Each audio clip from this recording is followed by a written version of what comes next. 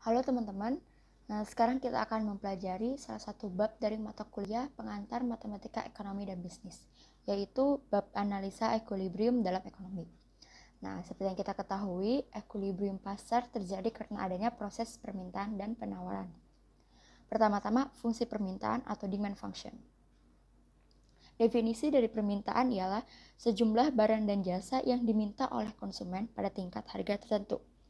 Faktor-faktor yang mempengaruhi permintaan, yang pertama harga barang yang bersangkutan, yang kedua pendapatan yang tersedia bagi konsumen, yang ketiga kekayaan konsumen, yang keempat harga barang lain, yang kelima selera dan preferensi, dan yang terakhir ekspektasi terhadap pendapatan, kekayaan, dan harga di masa depan. Nah, ini ada model dari fungsi permintaan. Yang pertama itu bisa QD sama dengan A min BP, di mana A dan B lebih besar dari 0. Lalu yang kedua bisa PD sama dengan min BQ ditambah A, di mana A dan B lebih besar dari 0. Nah, QD ini merupakan linear menurun dari P, sehingga hubungan antara P dan Q ialah negatif. Nah, ini ada kurva permintaan. Bentuk kurvanya yaitu menurun. Yang kedua, fungsi penawaran atau supply function. Definisi dari penawaran ialah sejumlah barang dan jasa yang ditawarkan oleh produsen pada tingkat harga tertentu.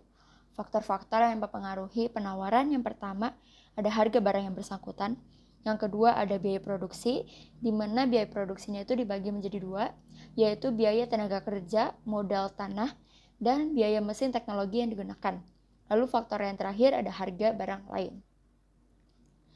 Ini ada model dari fungsi penawaran. Yang pertama yaitu QS sama dengan min C ditambah DP, di mana C dan D lebih besar dari 0. Lalu model yang kedua ada PS sama dengan DQ ditambah C, di mana C dan D itu lebih besar dari 0. Nah, QS merupakan fungsi linear menaik dari P. Bedanya kalau permintaan tadi itu menurun sehingga permintaan sifatnya itu negatif, maka penawaran itu sifatnya positif. Ini ada kurva penawaran, bentuk kurvanya yaitu menaik. Cara menentukan fungsi permintaan dan penawaran, yaitu dengan cara Y dikurangi Y1 dibagi X dikurang X1 sama dengan Y2 dikurang Y1 dibagi X2 dikurang X1, di mana X itu adalah P dan Y adalah Q. Nah, equilibrium. Equilibrium disebut statis, di mana suatu keadaan yang mempunyai karakteristik sedikit kecenderungan untuk berubah. Ini ada kurva equilibrium. Kurva yang ke atas ini merupakan kurva penawaran, lalu kurva yang ke bawah merupakan kurva permintaan.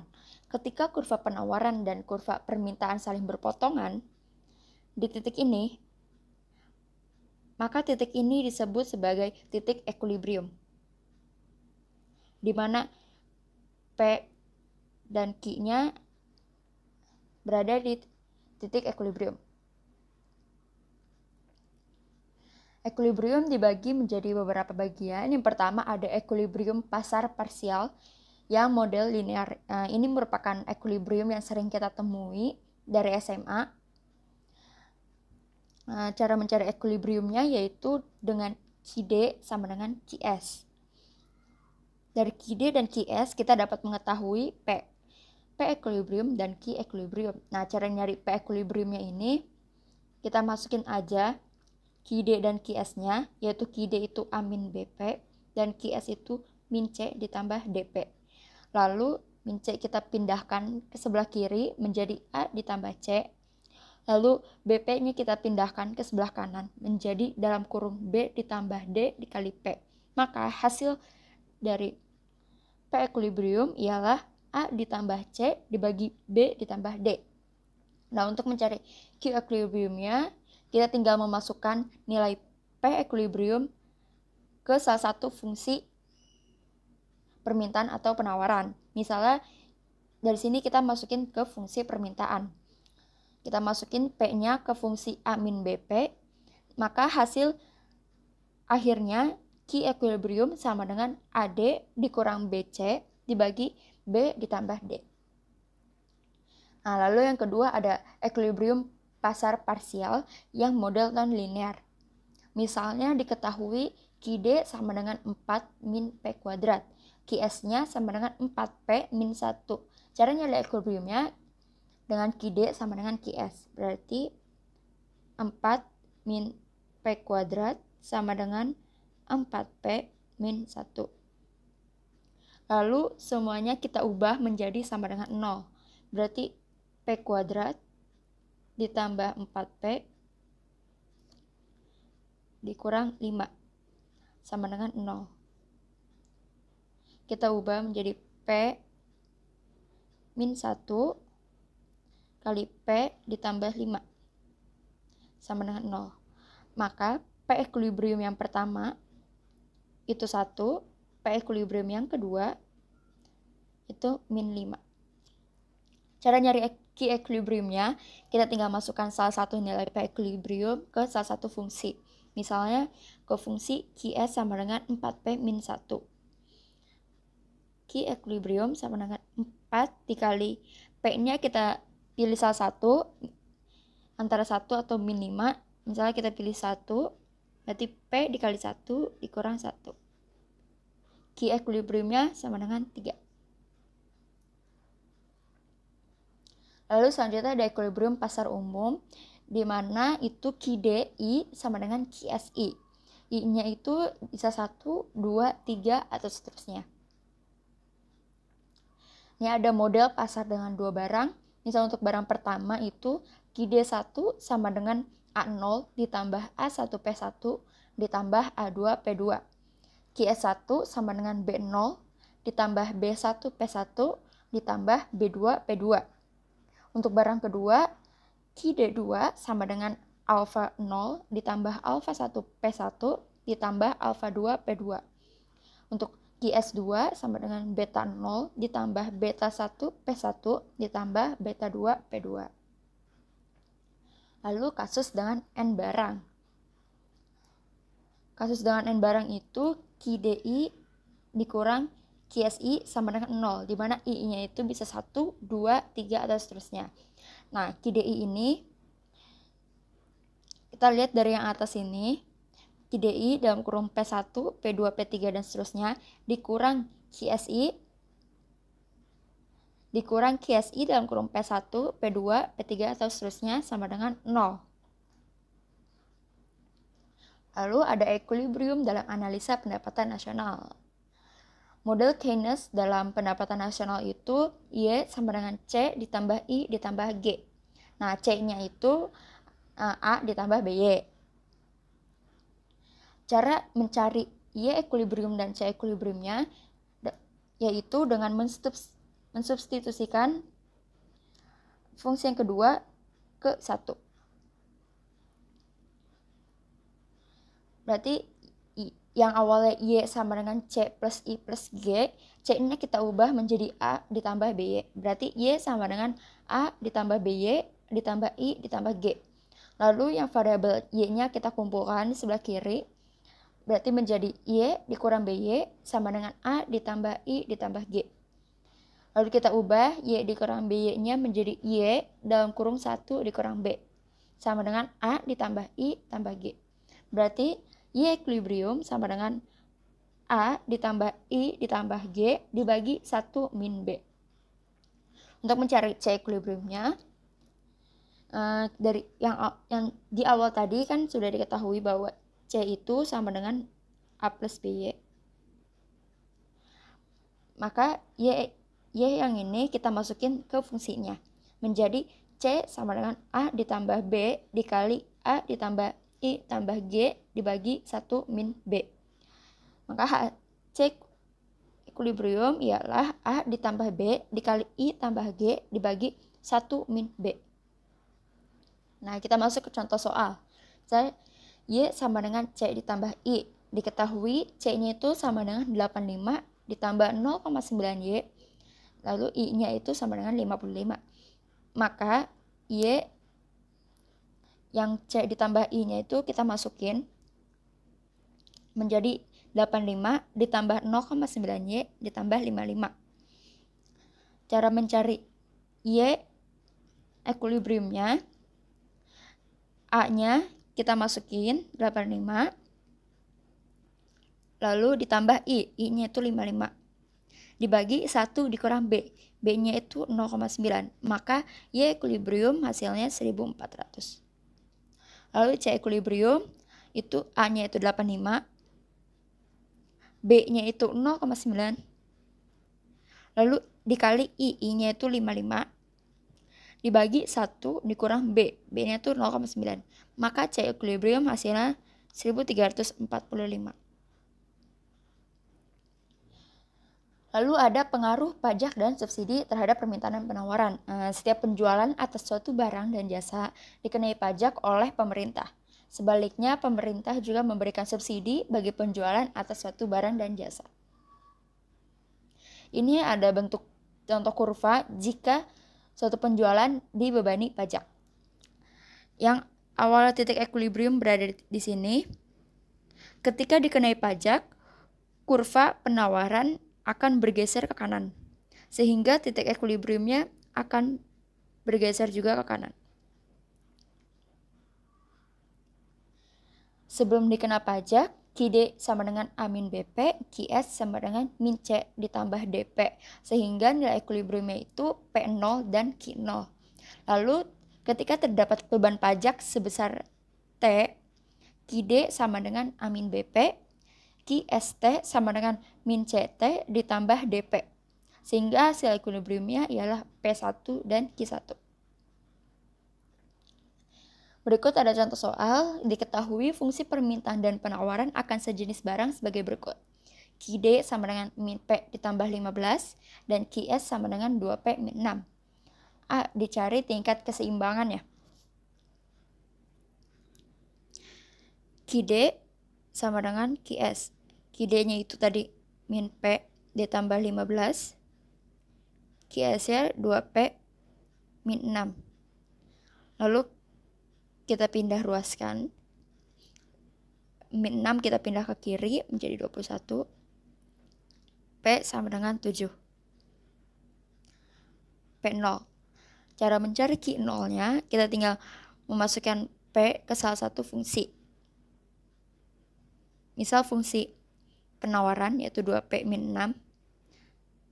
Cara mencari Q0-nya kita masukin 2 dikali 7 dikurang 6. Berarti Q0 sama dengan 8.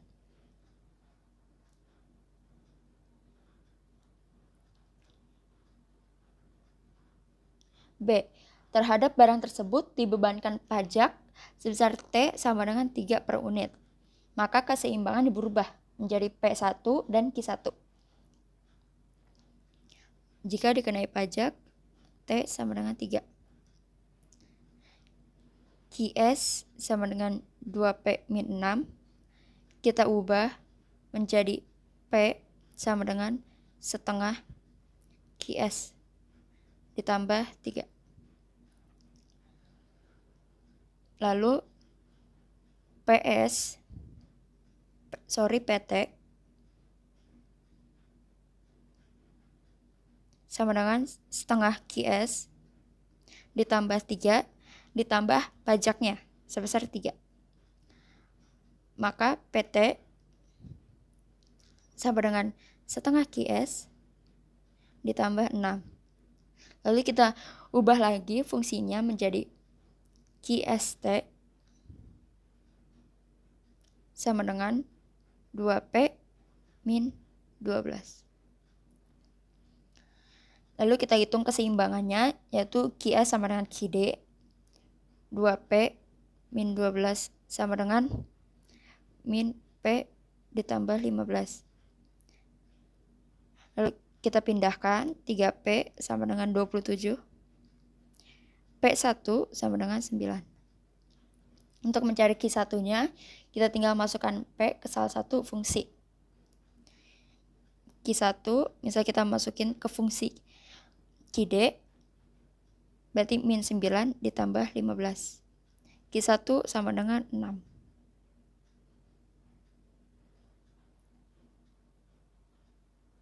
C. Besarnya pajak yang dibayar oleh konsumen, produsen, dan yang diterima oleh pemerintah.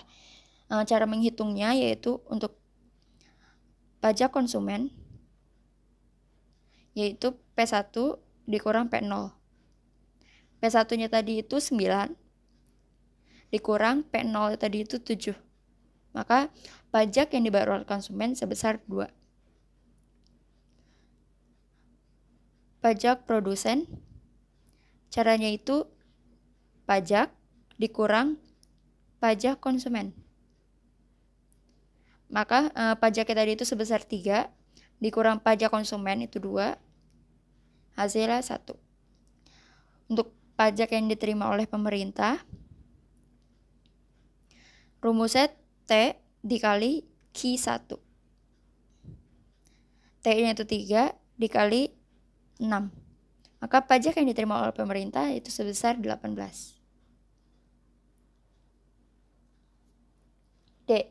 Terhadap barang tersebut diberikan subsidi sebesar S sama dengan 1,5 per unit. Maka keseimbangannya berubah menjadi keseimbangan yang baru, yaitu P2 dan Q2. S sama dengan setengah. QS 2P-6 kita ubah menjadi P sama dengan setengah QS ditambah 3.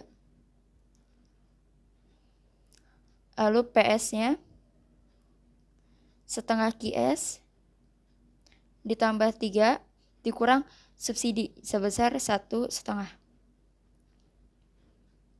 Maka hasilnya PS sama dengan setengah QS ditambah setengah. Lalu kita ubah lagi bentuk modelnya menjadi QS sama dengan, yaitu menjadi 2P ditambah 3. Lalu kita cari nilai keseimbangannya, di mana QS sama dengan QD. 2P ditambah 3 sama dengan min P ditambah 15. 3P sama dengan 18. P2-nya 6. Untuk Q2-nya kita tinggal masukin aja ke salah satu fungsi, maka hasilnya sebesar 9. E. Besarnya subsidi yang diterima oleh konsumen, produsen, dan yang dibayar oleh pemerintah. Cara menghitung subsidi konsumen itu P0 dikurang P2. 7 dikurang 6. Maka subsidi yang diterima oleh konsumen sebesar 1. Lalu subsidi yang diterima oleh produsen. Caranya subsidi dikurang subsidi konsumen. Maka 1,5 dikurang 1. Hasilnya setengah. Lalu yang terakhir subsidi yang dibayar oleh pemerintah, yaitu subsidi dikali Q2. Maka 1,5 dikali 9. Hasilnya ialah 13,5. Selanjutnya ada analisa titik impas atau yang kita ketahui sebagai BEP. BEP itu adalah TR sama dengan TC, di mana TC sama dengan VC ditambah FC, dan TR sama dengan P dikali Q. TC ialah total cost atau biaya total, VC adalah variable cost atau biaya berubah, FC adalah fixed cost atau biaya tetap, TR adalah total revenue atau penerimaan total, Q adalah quantity atau jumlah, P adalah price atau harga. Nah, ada contoh soal, sebuah pabrik memproduksi barang seharga Rp1.000 per satuan, biaya tetapnya sebesar Rp3.000.000, dan biaya variabelnya 40% dari pendapatan. Hitunglah titik impasnya. Kita cari dulu TR-nya. TR itu tadi P dikali Q. P-nya itu 1000. Maka TR adalah 1000 Q.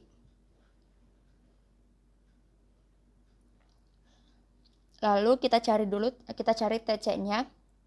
Cara nyari TC itu kan FC ditambah VC. Untuk FC kita sudah tahu yaitu 3 juta. Untuk VC itu 40% dari pendapatan. Maka 40% dikali TR-nya 1000 Ki.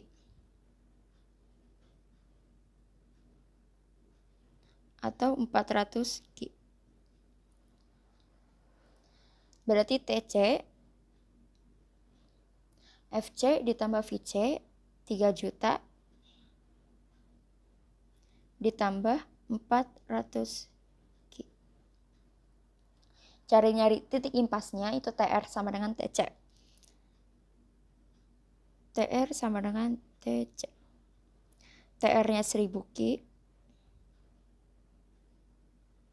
TC-nya 3 juta ditambah 400 Ki. Maka Ki-nya yaitu 5.000. Lalu TR-nya 1000 Ki. Ki yang ini kita masukin ke fungsi TR. Maka hasilnya 5 juta. Titik impas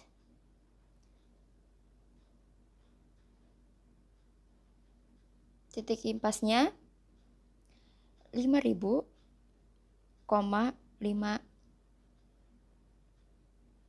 juta.